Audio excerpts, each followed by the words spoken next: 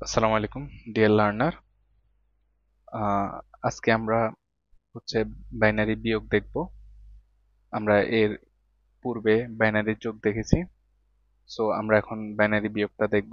Binary বিয়োগ দেখার আগে আমরা সেম বাইনারি যোগের মতন কিছু বেসিক দেখে নেব, দেন এই জিনিসগুলো অ্যাপ্লাই করে আমরা বাইনারি বিয়োগটা করব। সো ডেসিমেলের ক্ষেত্রে আমরা কি জানি, 0 প্লাস মাইনাস 0 করলে 0ই হয়। সো আমরা এখানে 0 - 0 = 0, সেম ভাবে 1 - 0 = 0, যেটা আমরা স্বাভাবিকভাবে কি ডেসিমেলে করি, যেমন 1 - 2 করলে, অথবা যেমন 3 - 2 করলে কত আসে 1। সেম একইভাবে আমরা যদি 1 - 0 করি তখন কি আসে 1। একইভাবে এই জিনিসগুলো কাজ করে। সো 1 - 1 = 0। আমরা জানি ডেসিমেলের ক্ষেত্রে 1 - 1 = 0, এটা বাইনারিতেও সেম জিনিস হয়, কিন্তু ডিফারেন্সটা হয় শুধুমাত্র এই ক্ষেত্রে। বিয়োগের ক্ষেত্রে শুধুমাত্র ডিফারেন্স এই জায়গায় হয়। কিরকম সেটা দেখাই এখন আমি।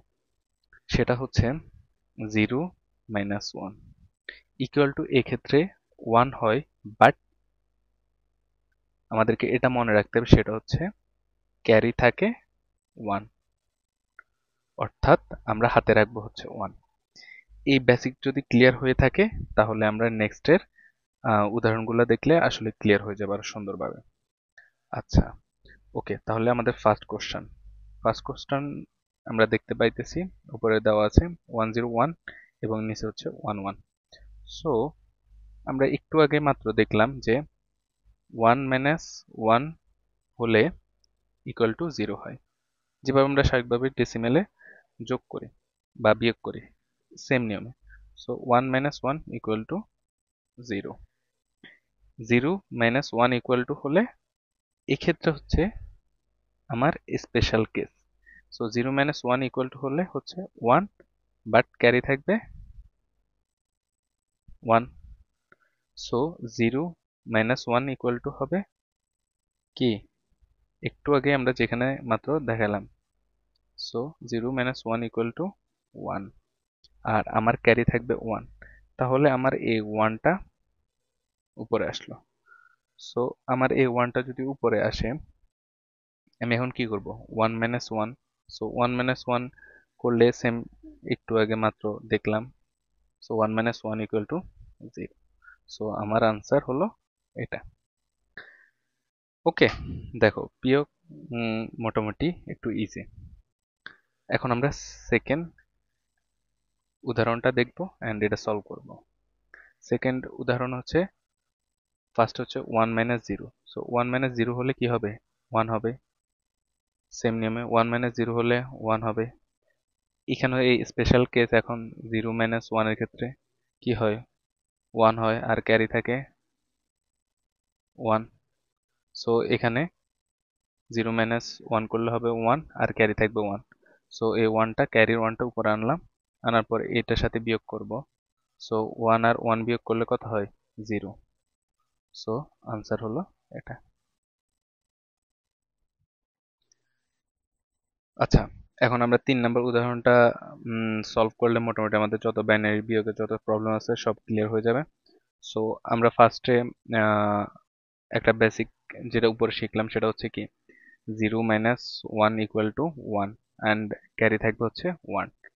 সো আমরা এই বেসিকটা মূলত এই ম্যাথের ক্ষেত্রে কাজে লাগাবো, অ্যান্ড এটাই হচ্ছে মূলত প্রবলেম হয় স্টুডেন্টদেরকে বেশি। সো এটা বুঝতে পারলে তুমি সবকিছু বুঝতে পারবা। সো ফার্স্টে হচ্ছে 0 - 1। সো 0 - 1 মানে হচ্ছে 0, অ্যান্ড ক্যারি থাকবে হচ্ছে 1। সো এই ক্ষেত্রে হচ্ছে 1 অ্যান্ড ক্যারি 1। সো এই ক্যারি 1টা আমরা কি করব, এটা হচ্ছে মেন বিষয়। এই ক্যারি 1টা হচ্ছে নিচের যে 1 আছে এর সাথে যোগ হবে।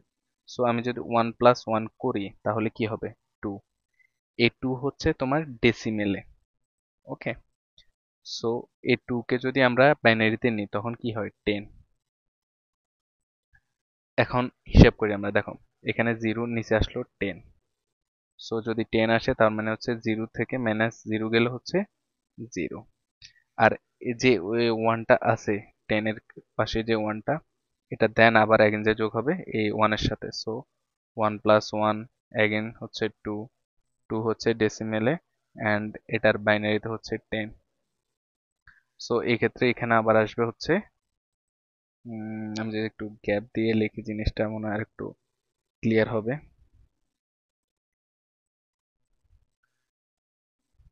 আচ্ছা,